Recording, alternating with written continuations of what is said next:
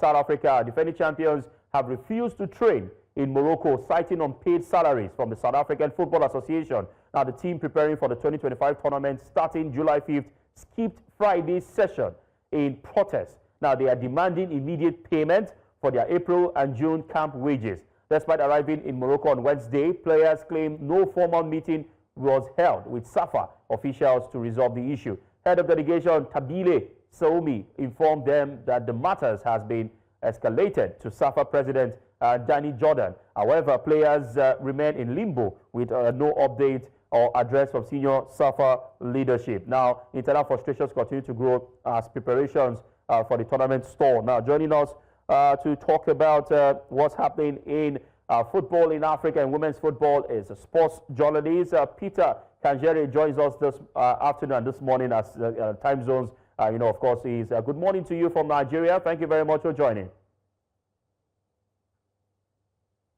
Pleasure is mine. Good morning, team. All right. I mean, when it comes to African football, something that's not supposed to happen, that is peculiar to African football, is payment of wages, bonuses for teams. We see African countries in the past going to World Cups complete of allowances and bonuses. The latest being the defending champion South Africa, who of course a lot of persons expect that they should be one of the teams really motivated to defend the title, but there seem to be a series of issues and they have refused to train until their bonuses issues are addressed. Now, what do you make of this development coming out from the camp of the Banyana Banyana of South Africa? Yes, the reports that the Banyana Banyana players have not trained for the past, have missed 2 training sessions over unpaid dues, are the least that you'd expect from a team that are the defending champions. Banyana Banyana are the WAFCON defending champions. They fly to Morocco and then they arrive on Wednesday and then they skip training on Thursday and Friday over unpaid bonuses for the games, for the camp that they had in April and June. Remember, Banyana Banyana played preparatory matches against Malawi in April, and then they hosted a 3 nations tournament against Zambia and Botswana in June. And then the players have put their foot down that we can't proceed, we want our money.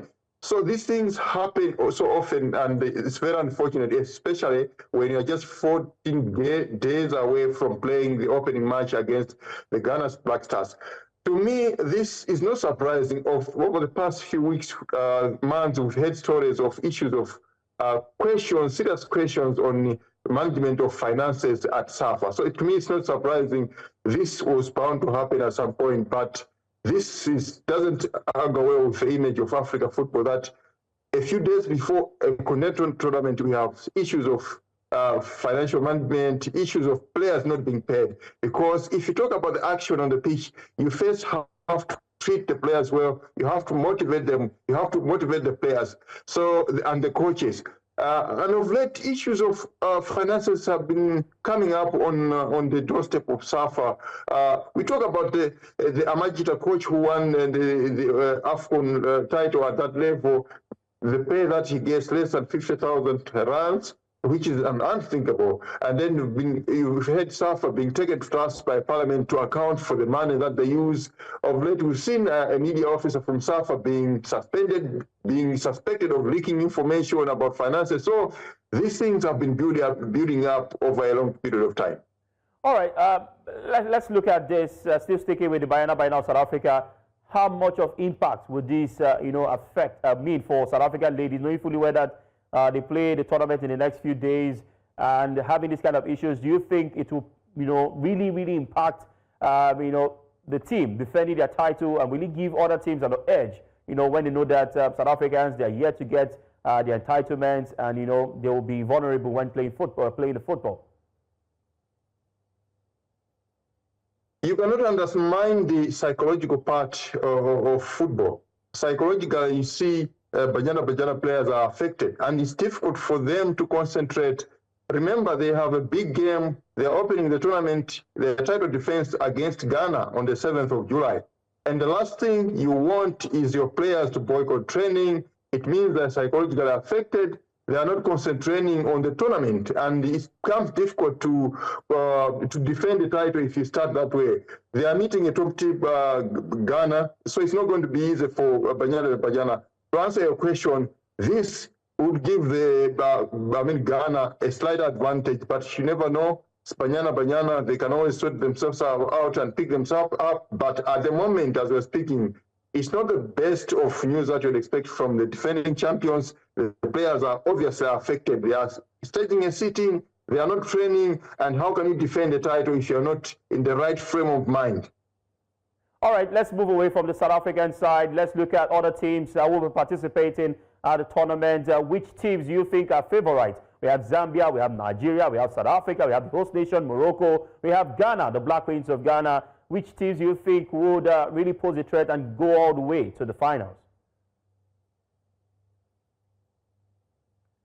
I'm putting my money on Zambia because Zambia, they have changed the coach. They had the previous coach, Bruce Mwape, and now they have a new coach, Nora, who used to coach the Ghana, and now he's joined them.